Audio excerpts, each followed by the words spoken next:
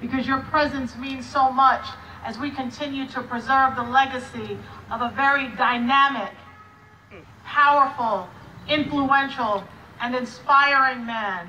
Dr. Derrick Griffith is certainly a man worthy of our appreciation, worthy of us remembering, and worthy of us immortalizing his presence into the history icons of our time. I want to thank everyone for coming today. This is an important moment in Medgar Evers' history. Dr. Derrick Griffith was an inspiring educator, trailblazer, mentor, colleague, and friend who will forever be known for his profound love of education and unwavering commitment to the educational advancement of our youth. Your presence here today demonstrates how important he was to this campus and the city of New York and beyond. Dr. Derrick Griffith had a special connection with out-of-school youth, often encouraging them to realize their full potential by pursuing higher education. Many of our very students looked to his sound advice and went on to earn college degrees and succeed as young professionals. I was listening today as they were reading on Forbes magazine the top hip-hop artists and how much money they have accrued. But at the same time, they didn't speak to the worthy work that could be done to make sure that so many of our young people actually have the opportunity to go off to college and receive advanced degrees. And I'll just say that nobody knows all of the work that one has to do to make sure that a young person succeeds. As they say, it takes a village to raise a child, and it's so important that we continue to honor the legacy of that village that he was a part of. Dr. Griffith was a graduate of Clara Barton High School for Health Professions with a Regents Diploma and Certificate in Practical Nursing.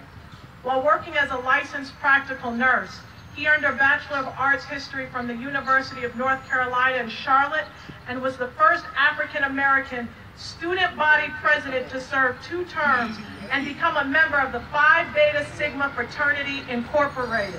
All right. Sounds like I'm reading Barack Obama's biography. That's right. He then pursued a Master of Arts in Counseling and Human Development from the University of Rochester and completed his postgraduate studies at the CUNY Graduate Center. Dr. Griffith received his Doctorate of Philosophy degree in Urban Education on May 27, 2015. And many of you know that he actually received this degree after passing away, and many of you were there to support him and his memory, and we thank you for being there. He was a lifelong mentor to urban youth, whose 10-year career in education included multiple leadership posts at CUNY Prep School, Groundwork, and Medgar Evers College, where he served as the Assistant Provost for Student Success in the Office of Academic Affairs, then became the Acting Dean of Student Affairs and Enrollment Management. His groundbreaking work at CUNY Prep School and Medgar Evers College are the blueprints that will ensure student success for generations to come. He is survived by his mother, Carlia, and his son, Darius. And as we approach Mother's Day this Sunday, it's so important that we continue to lift him up, because I can only imagine that Mother's Day is just simply not the same on that day.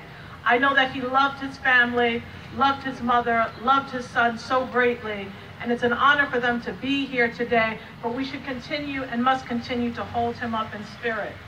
Today is a celebration of his life, legacy, and invaluable contributions to our youth, the 35th Council District, the Borough of Brooklyn, and the City of New York. And I just want to say, we have to do more in order to tell the stories of Dr. Derrick Griffith.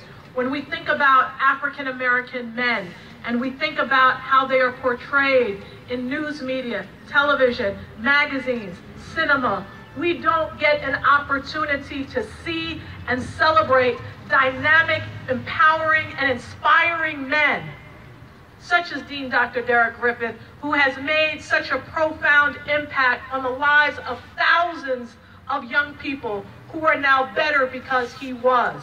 And we must continue to lift up those stories, and we must continue to tell our own stories about who we are and our accomplishments and those that we lift up.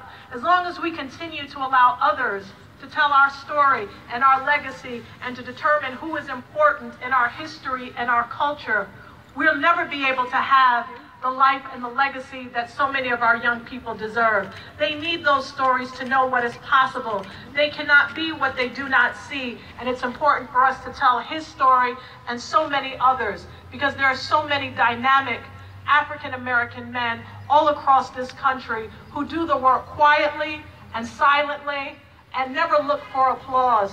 And it's unfortunate that we are here today for a street co-naming, that his death and his tragedy had to be what allowed us to tell his story. Let's continue to tell his story and to celebrate so many other stories and histories and legacies of our people as we continue to move forward.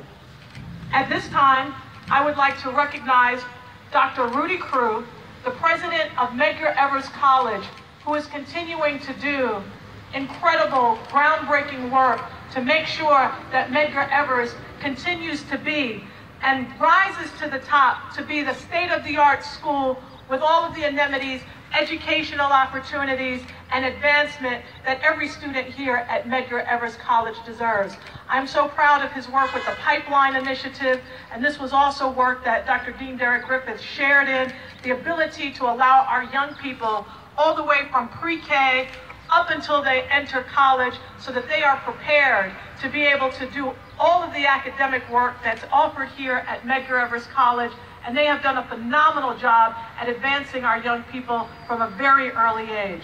Thank you, and I'd like to bring up Dr. Rudy Crew.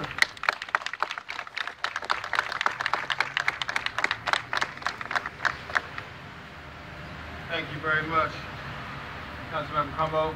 It's a pleasure to be here. First, let me express my appreciation to you. On behalf of this entire college, our faculty, our student body, all of the people who are assembled here this afternoon, let me assure you that we take this with great pride and with a tremendous amount of hurt still, actually, because they're gone, but he's still here with us in spirit in many ways.